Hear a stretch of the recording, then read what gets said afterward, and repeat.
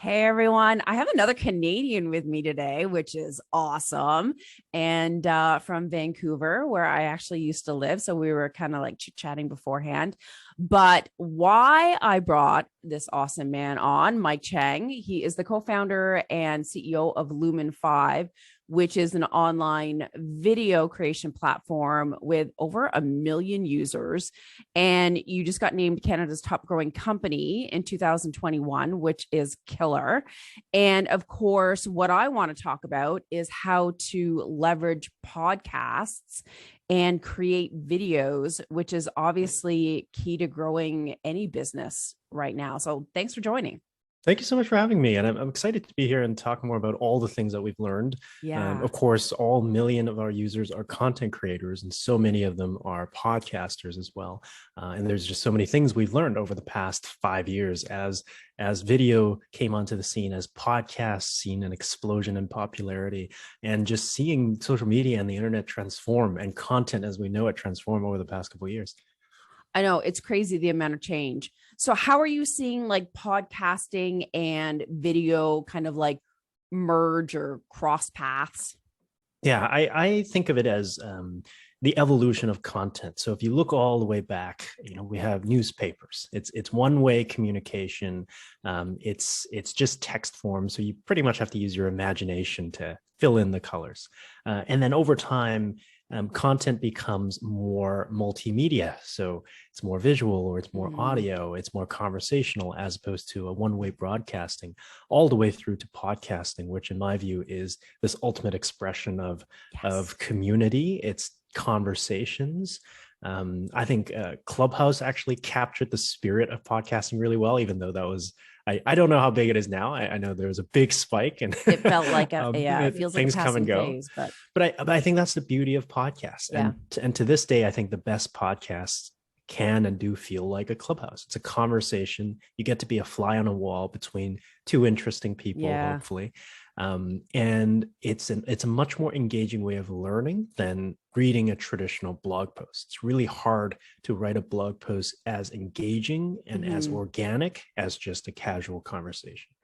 Agreed. Not to say that blogs are dead. I mean, everyone absorbs information differently, right? Like some people like to see the faces, some people listen, some people I like to read. That's just me. But absolutely. When it comes to social, it's just video and audio, and it's just so much easier to consume. So I find that podcasters are very, they just stick to the audio track and that's it, and not necessarily leverage the video portion of the recording. Why should we make video up, use that to our advantage? Yeah, I love this topic. And I literally stay up at night thinking about this because it's important to our business. Yeah. I think one way to look at it is every podcaster has an audience, and you've heard the classic knowledge of go where your audience is.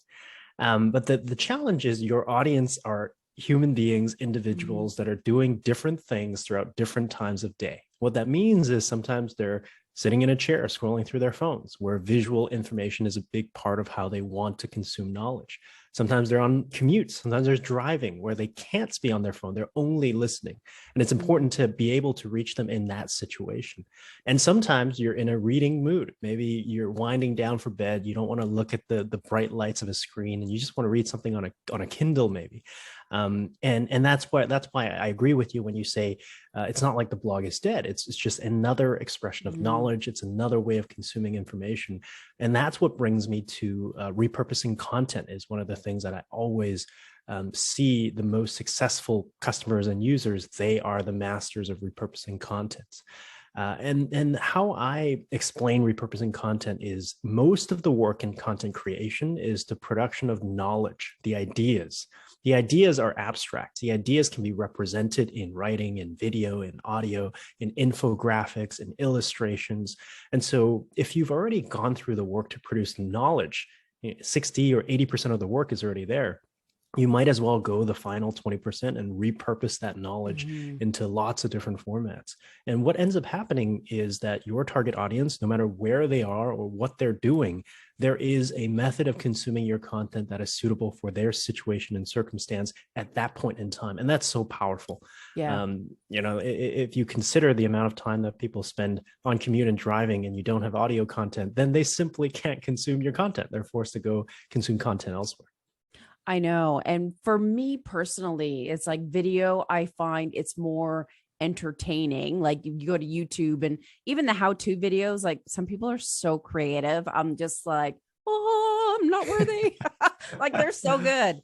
And then, but other times when it's like a conversation like this, I like to see people's faces. I like to see their expressions, and you kind of get a read for people's personalities. And if you want to hear more from them or you connect with them, I just love that aspect. Yeah, yeah, and I think even I've heard really entertaining podcasts with clever audio editing where they're inserting Mm, audio memes halfway through a crazy. conversation, and so I think, and the same for writing. You can write in a very entertaining way. I think every medium is a craft of its own to make Yeah. it engaging. I think video is somewhat the lowest barrier because we as humans have our hands, and we practice this art of communication in person every day, maybe except for the past 2 years, but prior to the pandemic is a skill that we practice every day. And so it's very clever of content creators like you to record the video component of this podcast episode so that not only does our conversation come through, but the expressions and the Yeah. gestures and everything that adds context to what we're talking about. That's so true. Now, can you give examples where just so a podcaster can kind of wrap their head around it? Like, how would they use that video? What different ways can they leverage it? Oh, yeah. Yeah. So, for example, a podcast episode could be anywhere from 20, 30 minutes, or I think Joe Rogan episodes are three Oh my hours, God. sometimes more. And the way I think about it is there's so many outlets or channels. Take, for example, TikTok as Hmm. an increasingly common channel, not just for fun dances and scripts, but Yeah. It's not also just for 13 for year olds. content. Yeah, it's no longer just for 13-year-olds. When I go on in my algorithm, I get snippets of investment advice, real Interesting. estate. I get lots of financial literacy stuff that I guess it's algorithms have figured out that I'm Hmm. interested in. But these are short 30-second clips, 30-second quotes. They're highlights of podcast episodes, often in video form, because that's the expectation of a visual platform Hmm. like TikTok. And so from the very start, if you've got a 30-minute podcast episode and you divide that into 10 pieces, 10 of your key highlights, 30-second quotes, 30-second exchanges that are incredibly insightful, you can really throw all of that on a platform like TikTok. And Yeah. immediately you have a new outreach channel, a place where your content can exist where it didn't before. And I've seen people label these as part one, part two, all the way up to Mm. part 30, and you get people scrolling. You have a call to action in there. It's to subscribe to the podcast for more, and they go, okay, well, I'm swiping, and now I want this podcast when I'm on my commute to work. And then you Right. go on Spotify or Apple, and then you start to become a closer part of that individual's life, and they can Yeah. consume your content in a multimedia way. And that's just one example. YouTube and TikTok differ in that TikTok really favors short form video content, whereas YouTube favors long form video content. And the approach you take is you just post longer clips on YouTube, the full Yeah. 30-minute episode. Maybe you string together highlights from multiple episodes to create this Mm. like best of all time I 20 always forget about minutes highlight reel insights. type things. Right. It's like best of February. And then you just string together a 20-minute piece. And so it's all about playing with the timing, aspect ratios, and making your content available on more platforms. That's true, because you are attracting more people that way, and also in how and where they're consuming it. And I like, at least with those shorter videos, like you're getting like a teaser. Hmm. It's consumable, so they're like, consuming it right away, but it's like they're teasing it like, oh, I want more, and so they are going to check out the podcast. That's right. That's right. I very much think of it like a trailer. A trailer to a Yeah. movie is a short snippet that makes you want to watch the whole thing. Yeah. So obviously, you have Lumen 5. So why don't we weave that in, and how can people use Lumen 5 then to create those video assets? And there's Yeah. also Instagram as well, with like the stories and the reels and the, like, it's enough to make your head spin. Yeah, the possibilities are really endless. And I would say that that's very in line with our story as well. When we first started Lumen 5, our vision was very simple: build a simple video creator that anyone can use, because we know people love watching videos. We know Mhm. content creators want to create videos, but the gap was that video editing is so difficult. Many of us have tried and likely Oh, failed with Adobe After Effects, Adobe Premiere, but those are industry tools that filmmakers use to produce painful. blockbuster films. It's just not for the average content creator. So we just saw this big gap, and we were inspired by lots of companies like PowerPoint, classic Mhm. PowerPoint. But how do you make a presentation without PowerPoint? Yeah. The short answer is you can't, or it's very difficult. And we wanted to do that for video, so that the average person can say, hey, I know how to create a video. I just need a tool, a simple tool like Lumen 5. And how that's evolved is that we've become increasingly good at helping content creators repurpose knowledge into video form. And one of our very first features was turning blog posts into a video. And how we built it is you just copy and paste a link to your blog post directly into Lumen 5, and it turns into a video. That's the magic Wow. of what we offer. We have partnerships with stock media providers like Shutterstock, and so it fills your video with imagery and visuals Yeah. that are relevant to your content. And we use some clever AI and natural language processing. It summarizes your blog post depending on the video format. And so there's a lot of technical magic that happens there.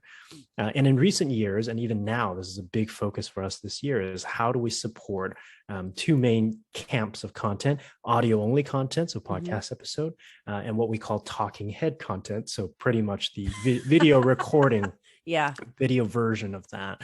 And already now we support things like auto captions, so being able to Mm, automatically generate captions from speech to text, sweet. adding the ability for users to customize the branding of their captions, because that's a Yeah, lost opportunity if you use absolutely. automated Some of the white options in the text on other black, programs, right? it's like, Yeah, so on Lumen 5 you can already generate captions and use your own branded fonts, your own branded mm, colors, and that that's goes a long huge. way. We are building in auto translation. So, we're having Mm, a conversation here, but repurposing is also about localization. How do you make this content yeah, available to people who don't speak your language? Or maybe you have an audience that's bilingual. How do you make that available for both? yeah, never thought of And that. so features like auto translation allows you to upload a clip like this and have this entire conversation adapted into a different language. And some of the things we'll be building throughout the course of the year is AI dubbing, to be able to actually translate the vocals into a different language. Oh, wow. And so that will just allow you to repurpose an entire podcast into a different market entirely. So I mean, Lumen 5 is a collection of many of these features that makes it really easy to produce video content. And I always go back to the analogies of PowerPoint or Canva or Wix or Squarespace. And really the end goal is to make it so that video creation is approachable and accessible to everyone. Yeah, that's awesome. And I didn't realize that you had some of those features. And bringing in the captions, like, a lot of entrepreneurs, they're good at what they do, but understanding the tech of it all, Mm. and like connecting this app to this, and then getting a transcript and then an SRT file, and you're just like, your head spinning before you even have a chance to create anything. And so no one ever gets anything done because they're stuck. Yeah, yeah. And I think that's the beauty of having dedicated software is that feeling of being stuck is because there traditionally has been no tools built for this use case. And so a Mm-hmm. lot of content creators have had to piece together. You download a free Yes. SRT tool, you get this old video editor, you're trying to mash things together. And I'm a strong believer of specialization. And so when you build something to solve a specific problem, there's Yeah. all these low hanging fruits. Another classic example is we have a one-click resize button that just changes the aspect ratio of your video Oh, content. perfect. So, you've got your landscape for your YouTube desktop audience. You change that to a vertical video, like you and I here, we're recording in Yeah. a landscape format. You upload this clip into Lumen 5, turn it into a vertical video. You throw that up on Instagram stories. You throw that up on TikTok, change it to a square, Sweet. put it up on your Instagram feed, Facebook feed. And those are not technically complex things. It's just that nobody's built that before for this use No, case. you feel like you have to do it manually or need a bunch of different tools, or you just don't do it because you're like, Yeah. I don't even know what to do. So when you're creating these videos or these different assets, are there like best practices or things that you should do or shouldn't do to get more video views and get more engagement from your audience? Yeah. I break it down into two components. One is the narrative. Narrative is really important, how you tell your stories. And then the other part Yeah. is the more technical side. How are you using visuals, pacing, timing, and so forth. So with the narrative, I think it's so important that your first 3 seconds always has a hook, because many of these platforms, people are scrolling past. And if you're not capturing attention right away, if your first 3 seconds are people adjusting their ties or mic and nothing's happening, you've lost them. And I think that's so important, even in podcasting. Some of the best podcasts I've seen put that teaser up front. I think you Yes. talked about a teaser up front too, and just really hooking people in to get them bought into the full content experience, whether it's 30 seconds, whether it's 30 minutes. So I think on that front, that's a best practice there. In terms of visuals, video obviously has its own opportunities, transitions, animations, illustrations. There's so much more you can bring to the That's table. crazy. And part of what we're actually launching this month is a library of iconography that allows users to overlay visual communication. So let's say we're talking about a concept, and we can use our hands all we want, but it's not the same. And using a platform or a tool like Lumen 5, you can overlay imagery, concepts, infographics, flowcharts. And so adding that kind of visual cues in addition to your video content helps with the communication, or even callouts. In every sentence, there might be 2 or 3 highlighted keywords to blow them up in big text that appears on my white wall here. I love when I see people do Yeah, that, and I'm like, how do they exactly. do it?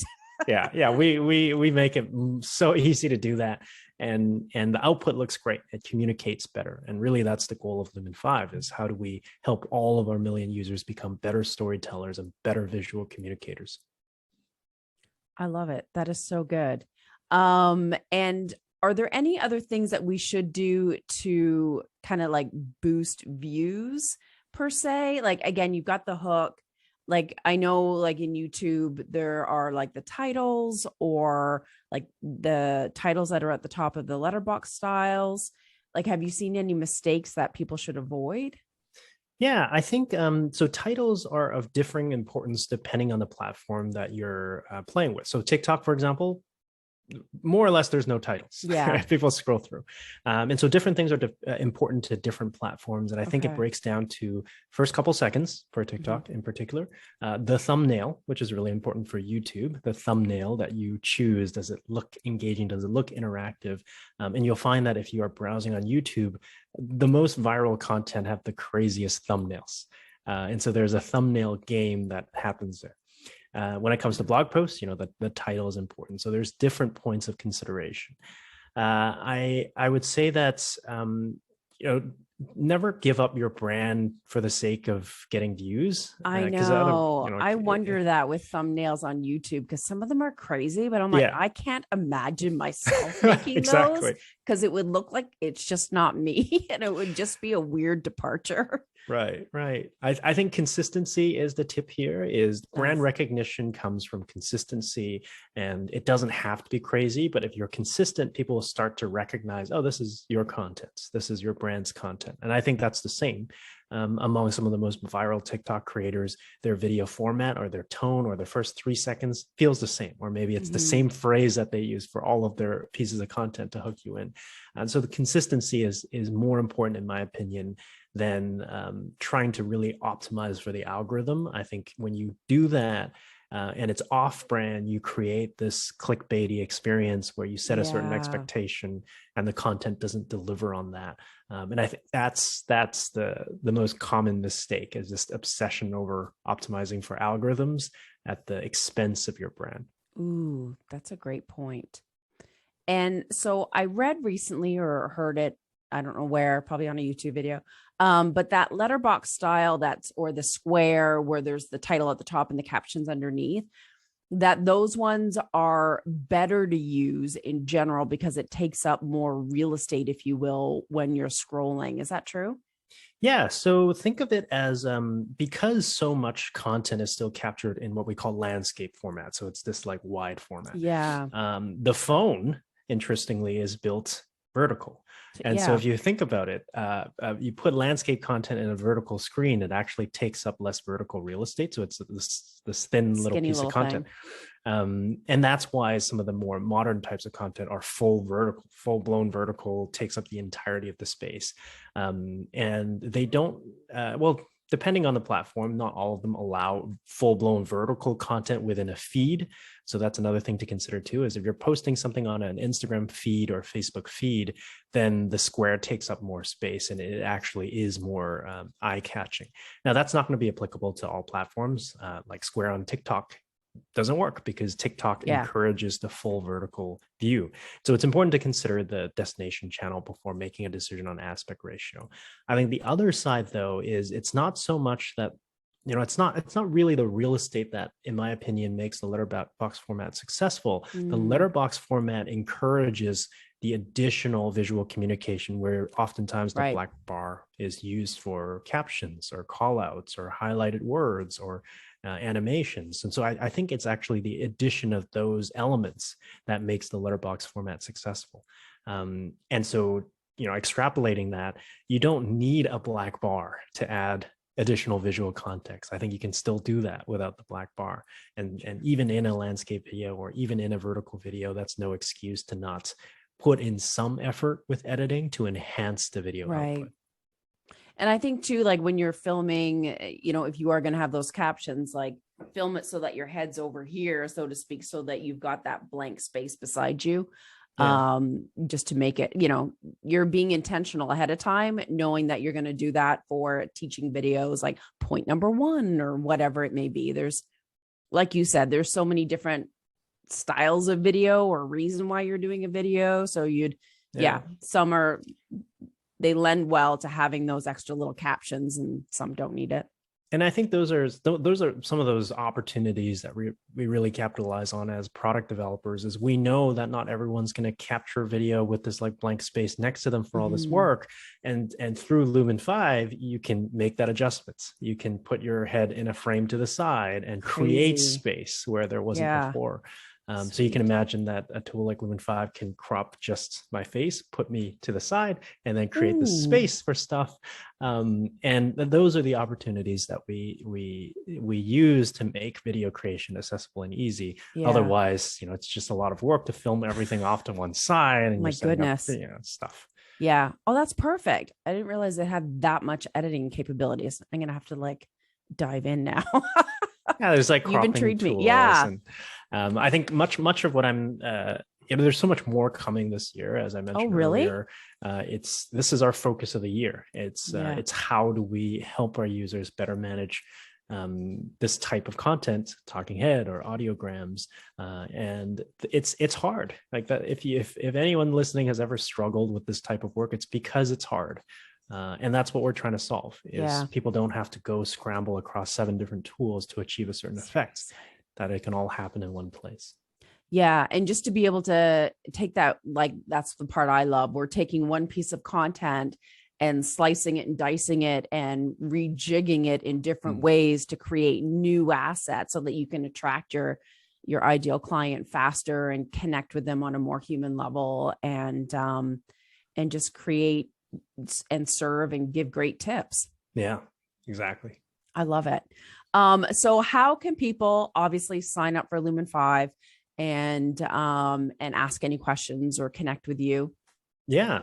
Best place to start is, of course, lumen5.com.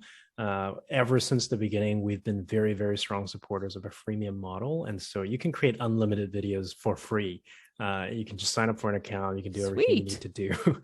Our monetization comes from working with large brands, Fortune Mm, 500, global brands that are collaborating across teams of 50 plus people that need to all create video together. And so if anyone listening is in that camp, we have an enterprise tab where you can reach out. But otherwise, you can create a free account, create unlimited videos on lumen5.com. and all of our socials. We're active on those as well. So feel free to follow us, follow me, and we can engage online. All right. Well, I'm signing up for an account tomorrow. Please do. I don't know why I didn't do one before the show, but yeah. And then I'll do some little how-to videos on what my experience is and how I changed my podcast and multiplied and spliced and diced and made some awesome little videos from it. Great. That sounds awesome. Awesome. Well, thank you so much. You've given us some great tips and obviously a huge resource to finally leverage the video portion of your podcast and not have to bang your head against the wall trying to figure out tech. No, thank you for having me. I love talking about this stuff. Awesome. All right. Bye, everyone. Goodbye.